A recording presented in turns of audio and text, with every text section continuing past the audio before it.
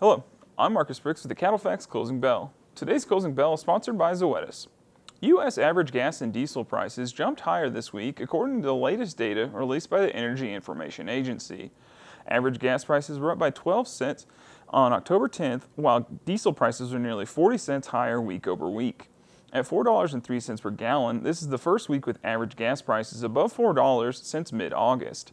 Diesel at $5.22 per gallon marks the highest price since the last weekend of July. The latest Consumer Price Index data for September showed an overall 8.2% year-over-year increase to general inflation. Meanwhile, energy inflation remains in the double digits, with motor fuels experiencing a 19% price increase versus last September. The latest uptick in gas and diesel prices underscores the tight supply and product markets, even in the face of declining economic conditions.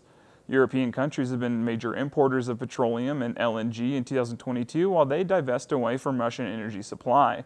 This pattern has only been amplified in recent weeks with refinery strikes in France, creating an even bigger need for short-term diesel imports to the EU. Rising exports have pushed U.S. weekly distillate usage to its highest since December of 2018, while distillate production is down nearly 9% from the same period. U.S. distillate inventories remain 20 to 25% below the pre-pandemic average storage levels and dwindled supplies comparable only to 2008. The Biden administration has dismissed calls for a ban on energy exports this winter, committing to supplying a greater portion of Europe's demand going forward. However, export volumes will still be determined by willingness to pay. A tanker carrying 600,000 barrels of diesel was rerouted from the Netherlands to the U.S. East Coast this week. Refinery strikes may have cut diesel production in France, but price caps have prevented windfall retail sales. The jump in U.S. diesel prices makes the uncommon arbitrage opportunity more attractive. U.S. motor fuel imports are historically low, reflecting 2016 levels, so an ongoing surge of diesel inflow to the U.S. is not very likely, despite record-tight inventories.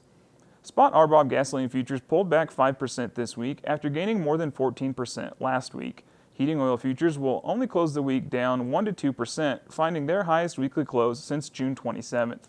Spot live cattle futures closed this week up roughly $1.50 per hundredweight in the October, while DSLC futures lost 30 cents. Moderate Fed cattle cash trade took place in the north this week at mostly 146 to 148.50 live and 232 dressed, mostly $1 per hundredweight higher than last week.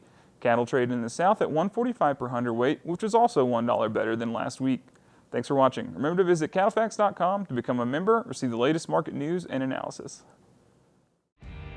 Receive and sort cattle. Watch the markets. Ride the pens. Feeding the world isn't an easy job, but it's one that you take pride in doing. Despite your hard work, disease can bring your cattle down. We offer proven treatments at the right time, no matter what stage they're in, to help them get back to standing tall. Because when they stand tall, you stand tall.